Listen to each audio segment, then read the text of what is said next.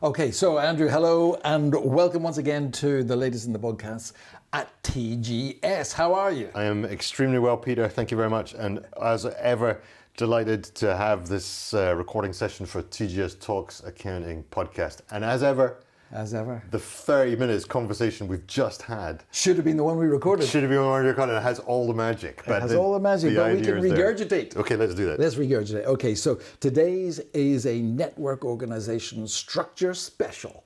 You've been talking about network structures to the great and the good of the membership. So tell me a little bit about it. It's, we talked about it earlier, and it sounds a bit dull to talk about a network structure. But in fact, it's the key, isn't it, for any business? Yeah. Is the model and the structure and what it looks like. And the identity. Yeah.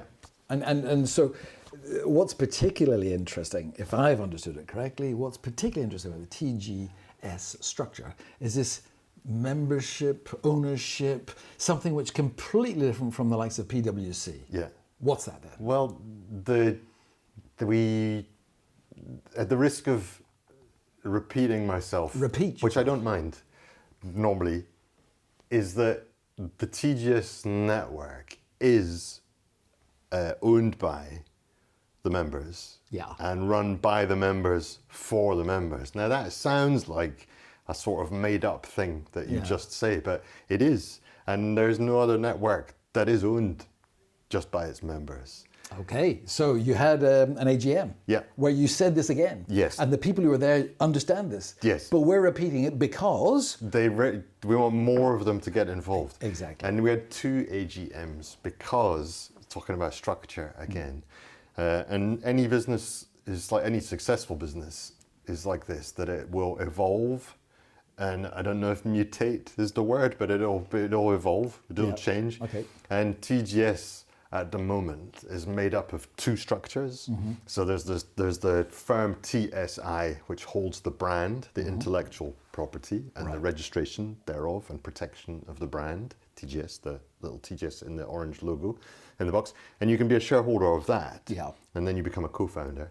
And there's also TGS Global, which is the smaller structure, which manages the network and manages the brand. So that's just 5 people scrabbling about in chaos, repeating themselves to run the network. But you can own, as a member, you can own that as well. And that's getting more and more the case, isn't it? I mean, over the years. Yeah.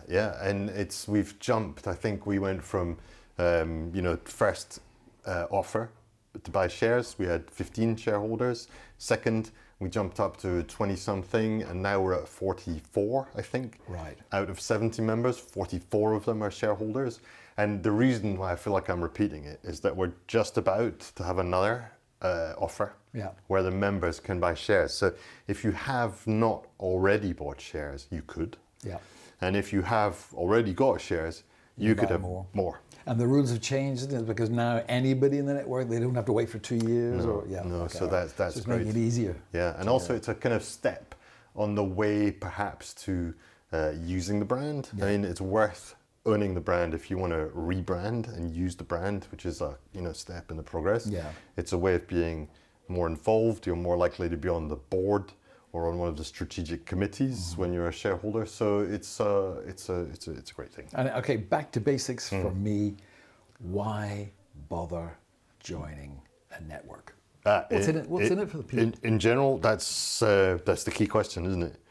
And I've got one in the back of the car. I've got one in the car. Yeah, Mum, could we join a network? Why is it important? Well, there's maybe, I would like to say that there's one thing that it's important for, but there's sort of various ways that people need a network. Maybe if your firm is getting bigger and bigger, your professional services firm, you have to be a member of a network, an international network, to show to your clients that you have the capacity to work abroad or help them somewhere else. So that's good. Also, it can be, because a network like ours, we've got a very strict and really good quality process. You're proving to your clients that you're sufficiently high quality. So for example, clients often I hear time and time again, we meet a lot of firms who say, well, I use the big four because there's a level of quality, a basic level of quality. I've also heard it said that there's a level of incompetence that they won't go below, but because they're not always that, happy with the work, but there's a sort of guarantee that you'll get. It's very expensive, but there's a certain level of quality. And we can offer a similar level of quality guarantee. And it's covered everywhere. Yeah. I mean, we were talking with France not so long ago about requests for proposals for United Nations, and being part of a network is crucial. Yeah. Why? Because you benefit from your colleagues' expertise. Franz is a superb example because he does a lot of auditing of funds which are spent by the United Nations in the Caribbean. Yeah. So these funds, when they're used for development projects, have to be audited. And that's a great job that you can get. Yeah. And at the last audit interest group, we sort of co-opted people onto this task force designed to effectively start submitting locally for the ability to bid for auditing. And it's another thing. So you asked me as well. It ties right. Everything's in loops of interest. But like, why is it good to be in a network? Well, there are jobs that you might be able to get that you would not have access to without a network. For example, we're just back from Brussels, where we were meeting people from the DGs, Director Generals, which were contacts and old colleagues of one of our members. Yeah. So we find you as part of a network, your network of contacts is like exponentially grown. I think it's not just your contacts, but you've got everyone else's contacts, and they're willing to share them because there's a shared business. Okay. It was also an opportunity, if I've understood correctly, to remind people of the structures in which this network has, if you like, evolved. We have the international business coordinators, we have the regional leader roles. Do you want to say a few words, just a little bit about regional leaders? Yes. I mean, the regional leaders, these are shareholders of the network, and they have a responsibility for developing the network in their region. So we've got 8 regions: Asia Pacific, Africa, Middle East, Nordic, Baltic, bits of Europe, USA, Canada, and Latin America. So we're looking. We've got a kind of regional focus with one of the members running that. Right, okay. And the idea is that it's their responsibility to develop business, but with them in each of the firms is an international business coordinator, the IBC role.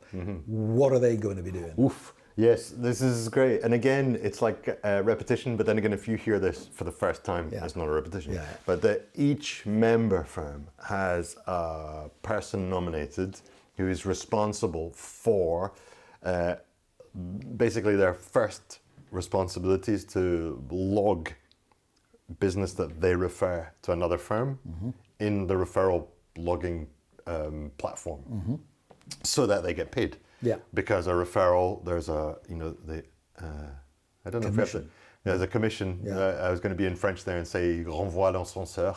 They send the lift back down. But basically, you get a commission. If you give someone business, you get a part of that business. So it's very interesting, but it's got to be logged. Yeah. So the person is responsible for that. And they are also not responsible for, but they're usually the point of contact for sharing information. Like they know, the IBC knows what's happening in the network. And we are always interested in information. Yes. And when we talked about this before recording, you were mentioning a particular figure in South Africa, Leshan. Yeah. Now, tell me about Leshan. Well, Leshan, she's a very good story. And Leshan, I hope you don't mind, I didn't ask to share your story, but we were in South Africa last year. And we were poking the managing partner, Fabrizio. We said, who's your international business coordinator? And he pointed to Leshan and said, that's you. So she was quite pleased to have been given this role. Yeah. And then says to me later, he says, what is the International Business Coordinator? Yeah. So we talked about it. And she understood what it was, and then has a whole raft of ideas about how to make it work. Which is great. Yeah. Which is great. So, I mean, those raft of ideas, no doubt, we will be talking about at some stage in the future, as and when they are picked up and how they're developed by different people. But the key, the critical thing is that there is an IBC in every firm. Yeah. And if there isn't, there should be. Yes. Yeah, okay. So at the moment, you've got 70 firms. You're having regular meetings. You just started meetings with the IBCs? No, the meetings are, they've been, I'd like to say forever, but the network's only 12 years old. Yeah, but yeah. they've been for a while anyway. We try to have one meeting every 2 or 3 months. Right.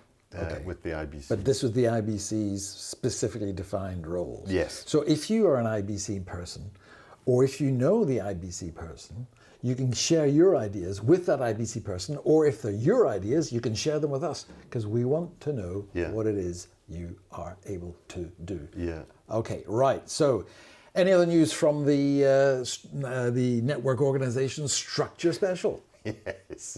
There's the regional conferences. All the early birds have passed, I think. So now if you haven't registered for your conference participation, It's full whack. it's full whack, Yeah. but still worth it because you are taking part in the structure and helping develop the network and business ideas. Also, there is the quality process of TGS is about to kick off. Oh, lovely. Which means there's going to be a lot of questionnaires for each member to fill in. Coming from? Coming from Sylvia and the quality team, Sylvia and Sophie. Yeah. And this is, I mean, I know it's annoying to fill in. It's not annoying. It is. Honestly, they're time consuming. There are forms to fill in, but it's a bit like, you'll probably think of a better metaphor than I will. But Try me.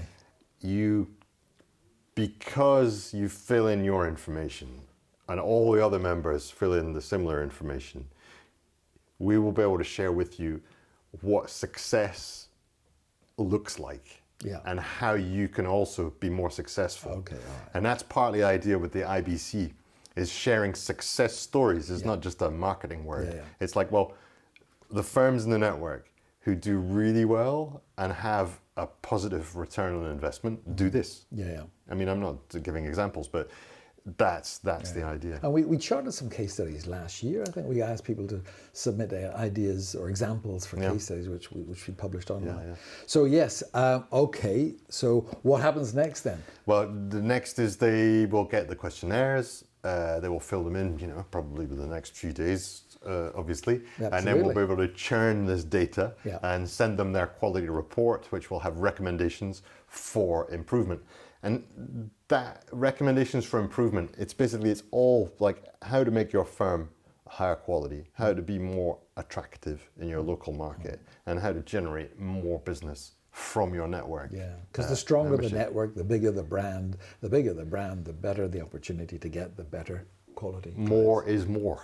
More is more. More is more. I think you can't say more than that. And to bring it back to the international business coordinators, we were talking quite animatedly earlier about, well, how do we collect all this information and share it? Wouldn't it be good to have a handbook, a how it works thing?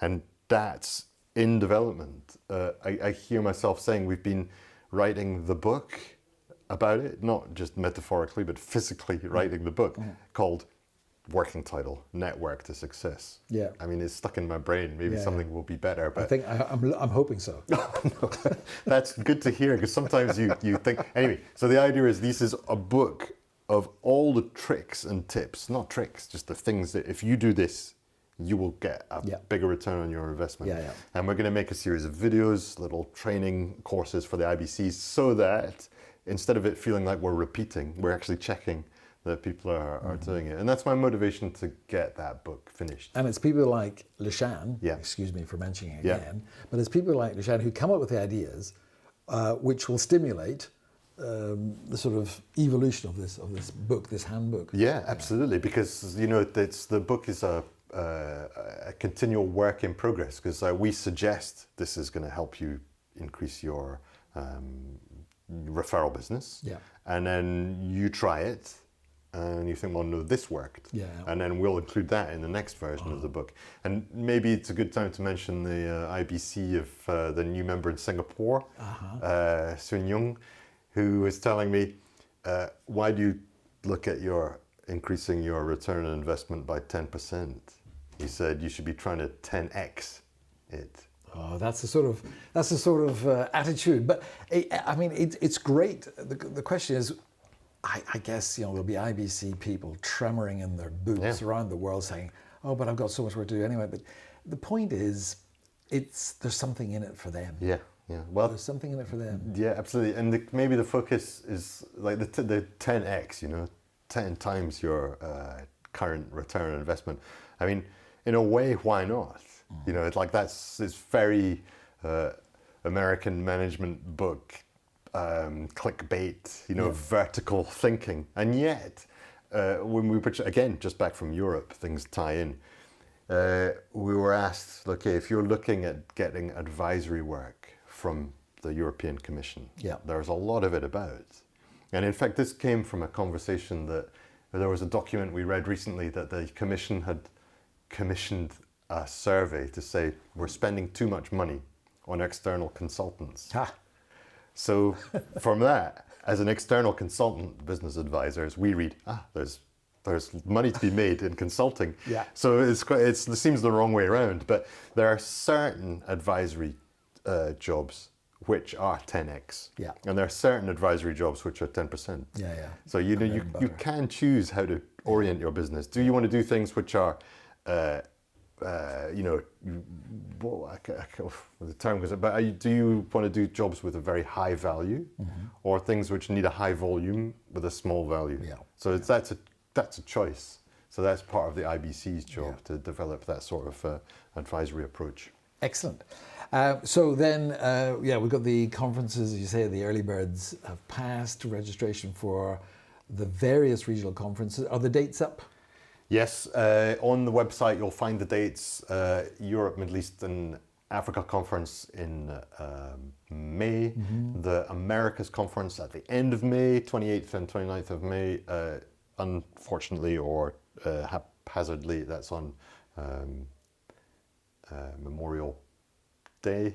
Right. But still people are coming. Good. Asia Pacific is in early June. Right. And still places for all of those. Right. And you'll be attending them all? Of course. So if you want to meet Andrew in the flesh, he'll be there. Go to his world tour. Marrakesh, in Costa Rica or Singapore. The Taylor Swift of TGS. Yeah, that's exactly. So the TGS IBCs are not Swifties, but they're TGSs. I don't know. We don't have a term for them. Right. Okay. Well, have we come to a logical conclusion? I think we've gone through a loop of the chaos and excitement, which is TGS, and it's really warming to see that members are getting more and more involved. Yeah. And the shareholding is the interest of the members to be involved. Well, it's the proof of the pudding. Well, exactly. Yeah. And if you're a shareholder, maybe you get more implicated. You'll put more energy into your IBC, into helping them make it a success, making it profitable for everyone. I mean, the strap line of TGS, the network that helps its members and their clients grow profitably and sustainably. Yeah. So it's worth doing. Yeah, it's different for a reason. It is. Andrew, always a pleasure. Yeah. See you next time. Yeah, see you next time. I can just one last thing. Parting throw note. it in. Someone asked me in the recent trip to Brussels, he said, "What's your ranking?" And I said, "We are part of the Big 24." The Big 24, that's a very famous cutoff point, I've heard. Exactly. More traditionally the Big 4, but we're in the Big 24, which is even bigger. Yeah. So we can only aspire to be in the next. Well, there you go. There you go. All right, Andrew, always a pleasure. Yep. See you next time. Thank you, Peter. Bye-bye. Bye.